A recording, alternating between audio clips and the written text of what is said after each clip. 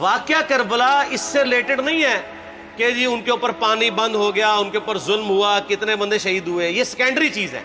اصل چیز ہے کربلا ہوئی کیوں نبی علیہ السلام کی محنت کو 50 سال کے اندر اس لیول تک پہنچا دیا گیا کہ ہزاروں صحابہ زندہ ہیں اور نبی صلی اللہ علیہ وآلہ وسلم کی پوری اولاد ذبح کر دی جاتی ہے. ہم تو یہ کہہ نہیں رہے کہ کیسے ذبح کیا انہوں نے، آری چلائی تھی یا تلوار چلائی تھی، یہ تو واقعہ کربلا تو سب کو پتہ ہے، ان کی شہادت بھی سب کو پتہ ہے. جامعہ ترمذی میں حدیث ہے حسن و حسین جنتی نوجوانوں کے سردار ہیں اور ان کی والدہ جو ہے وہ جنتی عورتوں کی سردار ہیں. اور المستدل حاکم میں حدیث ہے حسن و حسین جنتی نوجوانوں کے سردار ہیں اور ان کے والد ان سے بھی بہتر ہیں. تو یہ تو ڈیفینٹ حدیثیں ہیں، یہ تاریخ تو نہیں ہے، نبی علیہ السلام کے فرامین ہیں.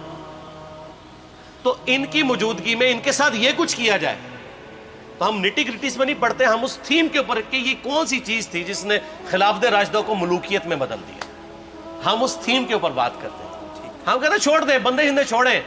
الٹیمیٹلی کیا نکلا ہے، کس کی وجہ سے ہوا ہے، وہ تو احادیث کی کتابوں میں موجود ہے. ہم کب کہہ رہے ہیں خفیہ کیمرے لگا گئے جی کس نے گولی پہلا تیر کس نے چلایا، یہ وہ ہم تو بتا رہے کس کے دور حکومت میں ہوا اور ان کا اپنا کردار کیا تھا، اس کو کس طریقے سے لا کے تخت پہ بٹھایا گیا.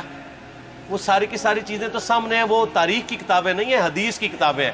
اگر آپ کہتے ہیں کہ بخاری مسلم سے ہم نے صرف رفع الیدین کی حدیثیں لینی ہیں یا ایمانیات کی حدیثیں لینی ہے اور باقی جو بخاری اور مسلم میں آل امیہ کی بدماشیوں کو ننگا کیا گیا ہے وہ ہم نے نہیں لینی ہے، تو سر پھر آپ اپنے آپ کو کلیئر کٹ، پھر ہم آپ سے واقعہ کربلا نہیں ڈسکس کریں گے، حجیت حدیث میں بات کریں گے. آپ کو اپنے آپ کو منکرین حدیث کہنا پڑے گا. یہ آپ اسکروٹنگ کیسے کریں گے؟ اس سے بڑی بات مجھے یہ بتائیں کہ عظمت صحابہ بڑی چیز ہے یا عظمت محمد رسول اللہ صلی اللہ علیہ وآلہ وسلم؟ تو بریلوی یہی تو رونا رو رہے ہیں، وہ کہہ رہے ہیں جی قرآن میں تھوڑی آیات ہیں. آپ پھر مڑ مڑ کے پڑھتے ہیں قل انما انا بشر مثلکم، اس میں تو نبی علیہ السلام کی تنقیص ہو رہی ہے. تو ہم ان کو کیا کہتے ہیں کہ تنقیص مقصد نہیں، نعوذ باللہ، نہ ہو رہی ہے. آپ افضل البشر ہیں لیکن آپ کی سپیشیز بشر ہے، یہ ہم اپنا عقیدہ سمجھتے ہیں، وہ اس کو تنقیص شمار کرتے ہیں. تو پھر اس وقت آپ بھی بریلویوں کی بات مان کے تو یہ آیات پڑھنا چھوڑ دیا کریں. آپ کہتے ہیں نہیں آیات ہے کیوں نہ بیان کریں، تو ہم بھی کہتے ہیں احادیث ہے کیوں نہ بیان کریں. کہ صحیح بخاری میں حدیث ہے 2812 عمار کو ایک باغی جماعت قتل کرے گی، وہ جماعت دوزخ کی طرف بلا رہی ہوگی اور عمار ان کو اللہ اور جنت کی طرف بلا رہا ہوگا. اب اس کے نرغے میں جو آتا ہے وہ آئے، میں اپنے نبی سے ٹکر لے لوں آپ لوگوں کے منہ کا خیال رکھتے ہوئے کہ میں نبی علیہ السلام کو کہوں کہ آپ نے کیوں ایسی بات کر دی کہ مولا علی کے مخالفین کو آپ نے دوزخ کی طرف بلانے والی جماعت کہہ دیا. تو لیں آپ ٹکر، جائیں سیدھا دوزخ میں. اور تھوڑی جرت کریں، آپ یہ کہا کریں کہ اے اللہ، اپنے لیے کہا کریں کہ اللہ تعالیٰ آپ کا حشر یزید اور یزید کے آباء و اجداد کے ساتھ کرے اور اس کی اولاد کے ساتھ. ہم کہتے ہیں کہ اللہ تعالیٰ ہمارا حشر جو ہے وہ مولا حسن حسین، مولا علی علیہم السلام اجمعین اور اہل بیت کے ساتھ کرے، آمین. اور آپ میں تو اتنی جرت نہیں آپ یہ بات بھی کر سکیں کیونکہ ان کو پتہ ہے.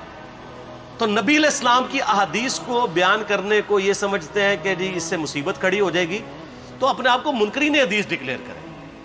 پھر حجیت حدیث کا مقدمہ ڈسکس ہوگا، پھر کربلا نہیں ڈسکس ہوگی. اور یہ ٹی وی پہ بھی آ کے مولوی بیٹھے ہوتے ہیں، سنیوں کے بھی شیعوں کے بھی، مڑ مڑ کے جی وہ یزید نے یہ کر دیا. وہ یزید نے کیا کیا ہے یار؟ وہ تو سسٹم کا نمائندہ بن کے آیا جو پیچھے سے خراب تھا. یزید کو لے کے بیٹھے ہیں، یزید یزید یزید یزید. بھائی پیچھے سے معاملہ خراب ہوا. اگر نہیں یقین آتا تو یہ بخاری مسلم کی میں نے آلموسٹ 200 سے زیادہ حدیث مین اسٹریم کی کتابوں سے اکثر بخاری مسلم سے جمع کیے، پڑھے. اور سر میں نے تو ان کو چیلنج دیا ہے، یہ حدیثیں پڑھ کے نا اپنے ممبروں سے صرف ان حدیثوں کی تشریح اپنی پبلک کے سامنے کر دیں. نہیں کر سکتے تو وہ لعنت کے مستحق تو ہو رہے ہیں حق چھپا کے، اور قیامت دن کے منہ پہ لگام ڈالیے. اور پھر مڑ مڑ کے کہتے ہیں نہیں جی وہ کچھ چیزیں خاص ہوتی ہیں وہ عوام الناس کے سامنے نہیں کرنی چاہیے. وہ صحابہ کرام بھی بعض اوقات ایسی باتیں پبلکلی نہیں کرتے تھے. میں نے اس کے اوپر بڑا ایک میرا کلپ ہے یوٹیوب پہ، مولا علی سے متعلق 5 جھوٹ، تو میں نے کافی ساری چیزیں اس میں ڈسکس کی ہیں. لیکن میں یہ کہتا ہوں کہ اللہ کے بندو، جو چیزیں نبی علیہ السلام نے منع کی ہیں بیان کرنے سے وہ تو ہم ڈسکس کر بھی نہیں رہے. میں نے آج تک آپ کو منافقین کے نام بتائے؟ آپ نے حذیفہ ابن یمان کو بتایا تھے نا آپ صلی اللہ علیہ وآلہ وسلم نے, صحیح بخاری میں آتا ہے. تو میں نے آپ کو بتایا, آپ رازدار رسول تھے, وہ ختم ہوگی بات. میں نے کبھی ڈسکس کی ہے؟ اگرچہ میں نے صحیح مسلم کی حدیث 7035 نمبر ڈسکس کی ہے کہ نبی علیہ السلام نے فرمایا میرے صحابہ میں 12 منافق ہیں, وہ کبھی بھی جنت میں داخل نہیں ہوں گے یہاں تک کہ سوئی کی ناکے سے اونٹ نہ گزر جائے, اور ان میں سے 8 ایسا ہے جس کی کمر پہ دوبیلا پھوڑا نکلے گا. میں نے آج تک آپ کو بتایا کہ کس کس کی کمر پہ دوبیلا پھوڑا نکلا اور اس کی موت اسی پھوڑے میں ہوئی ہے؟ بتایا؟ تو میں تو وہ چیزیں ڈسکس بھی نہیں کر رہا, میں وہ چیزیں ڈسکس کر رہا ہوں جو نبی علیہ السلام نے علامات النبوہ میں بتائی ہیں. یہ امام بخاری حدیث نبوت کی دلیل کے چیپٹر میں لے کے آئے ہیں, اور امام بہقی نے 3500 احادیث پر مشتمل ایک کتاب لکھی ہے دلائل النبوہ, کہ ہم نبی صلی اللہ علیہ وسلم کو نبی کیوں مانتے ہیں, اس کے اوپر. اور اس میں یہ ساری حدیثیں عمار ابن یاسر کے قتل والی لے کے آئے ہیں بتانے کے لیے کہ دیکھیں ہمارے نبی علیہ السلام کی نبوت کی دلیل ہے کہ آپ نے اپنی وفات کے آلموسٹ 30 سال کے بعد ہونے والے واقعے کو پہلے ہی بتا دیا. یہ حدیثیں چھپانے والی نہیں, بیان کرنے والی ہیں, علامات النبوہ کی حدیثیں. آپ کہتے ہیں چھپائیں, اگر کوئی حدیث دنیا میں نہیں چھپائی جا سکتی نا تو علامات النبوہ والی حدیث ہے, کیونکہ وہ تو نبی صلی اللہ علیہ وسلم کی نبوت کو جسٹیفائی کرتی ہے. ورنہ میرا ایک معصومانہ سوال ہے کہ نبی صلی اللہ علیہ وسلم نے یہ باتیں کر کے ان کے زوم میں نعوذ باللہ امت کو مصیبت میں ڈال دیا. آپ نے خود ہی فرمایا کہ یہ ہوگا. کیوں فرمایا آپ نے؟ میں تو بیان کر کے مجرم ہوں, تو جس نے مجھے خبر دی ہے ان کے بارے میں آپ کا کیا خیال ہے؟ یہ مسند احمد کی حدیث یہ میں نے گھر بیٹھ کے بنائی ہے کہ میری بیوی کا کیا حال ہوگا جس پہ خوف کے کتے بھونکیں گے. تو سیدہ عائشہ سے مجھ سے زیادہ نبی علیہ السلام کو محبت تھی, لیکن آپ اللہ کے پیغمبر تھے, آپ نے اپنے گھر کی خبر بھی نہیں چھپائی, بتا دی کہ یہ ہوگا. اور اس سے بڑھ کے آپ صحیح بخاری میں دیکھیں عمار ابن یاسر کا خطبہ ہے. میں نے یہ سارا, پریشان نہیں ہونا, یہ ریسرچ پیپر میں سارا کچھ موجود ہے, اور کوئی چیز بھی ایسی نہیں جو اس میں سکپ ہو. صحیح بخاری میں خطبہ ہے کہ عمار ابن یاسر کو مولا علی نے بھیجا کوفے میں. کوفے والے نیوٹرل ہو گئے تھے کیونکہ بصرہ سے سیدہ عائشہ آ رہی تھیں, اور وہاں پہ انہوں نے کہا نہ ہم سیدہ عائشہ کا ساتھ دیں گے نہ مولا علی کا دیں گے. تو عمار ابن یاسر کو تیار کرنے کے لیے, یعنی وہاں کے جو عوام تھی اس قتال کے لیے, مولا علی نے بھیجا. تو سیدنا عمار ابن یاسر نے وہاں پہ کوفے کے منبر پہ خطبہ دیا. بخاری کے الفاظ ہیں, اوپر والی سیڑھی پہ عمار ابن یاسر نے حسن ابن علی کو بٹھایا, حالانکہ حسن ابن علی سے 4 گنا بڑی عمر تھی عمار ابن یاسر کی, 90 پلس ہو چکے ہوئے تھے, 3-4 گنا ان کی عمر تھی, لیکن اہل بیت کا احترام کیا. خود نچلی سیڑھی پہ بیٹھے. بخاری کے الفاظ ہیں کہ اے لوگو اللہ نے تمہیں آزمایا ہے, ایک طرف دنیا اور آخرت میں تمہارے نبی کی بیوی ہے سیدہ عائشہ, دنیا اور آخرت میں, یعنی عزت اپنی جگہ قائم.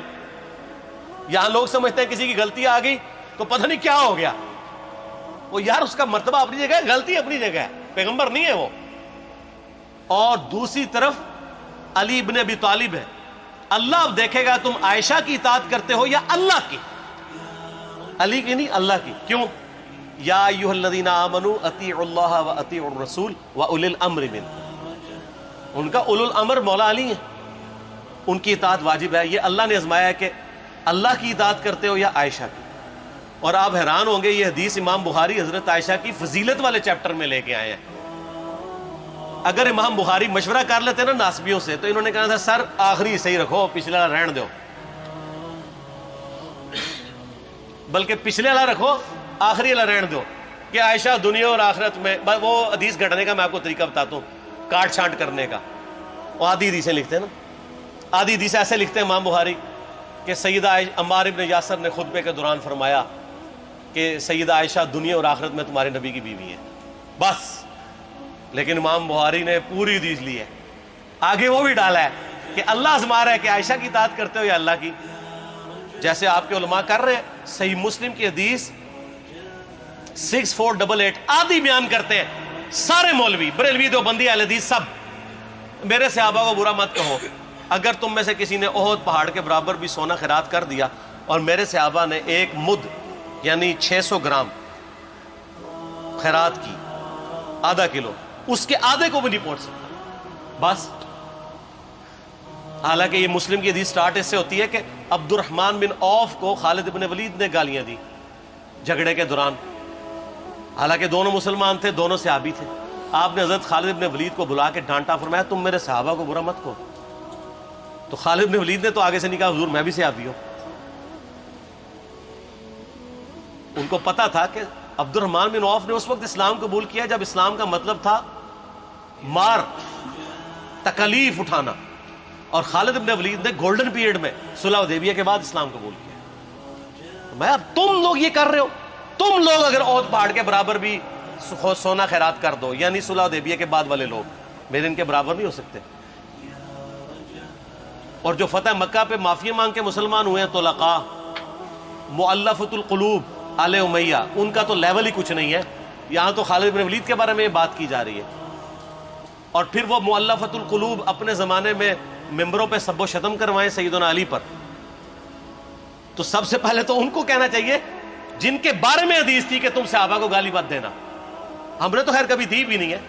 اور میں یہ آخری جملہ ان کو ایسا بولتا ہوں کہ جو ان کے دماغ تک ڈرل کر جائے گا کہ آل امیہ نے جو کچھ اپنے دور کے اندر سیدنا علی کی گستاخیاں کی ہیں نا، ہم نے تو ویسی کوئی ایک گستاخی بھی آل امیہ کے بارے میں نہیں کی ہے۔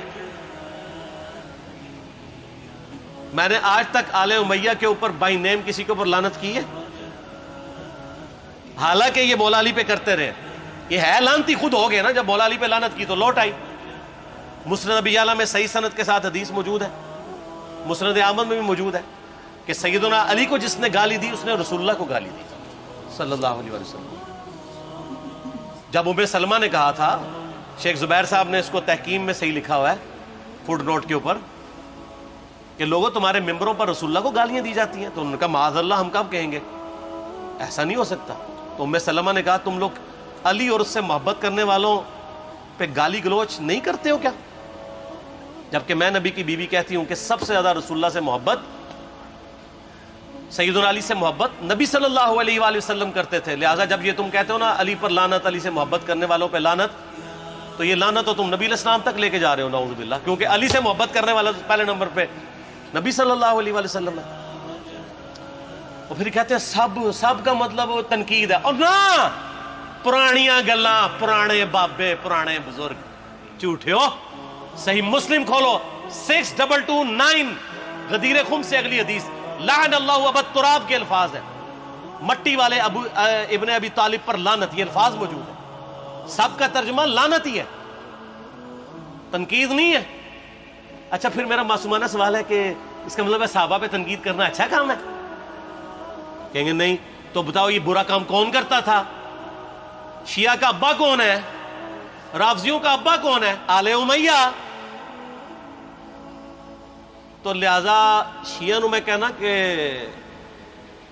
تسی شیخین کے اوپر بکواس اور تبرہ کرنے کی بجائے نا اب لوگوں کو حقائق بتائیں کہ ٹوٹی کمند کہاں۔ یہ سب مجرمین آل امیہ ہے، اور یہ آل امیہ اور بنو ہاشم کی لڑائیاں نبی علیہ السلام کی بعثت سے پہلے چل رہی تھی، صدیوں سے چل رہی تھی۔ وہ تو پھر اللہ نے بنو ہاشم کو نبوت کے لیے چنا تو ان کو یہ پھر جیلسی ہضم نہیں ہوئی، وہ چیز آگے چلتی رہی۔ خیر چھوڑ دیں، ایک تلخ ٹاپک ہے۔ صلاۃ بر محمد و آل محمد، اللہم صلی علی محمد و علی آل محمد۔ ٹھیک ہو؟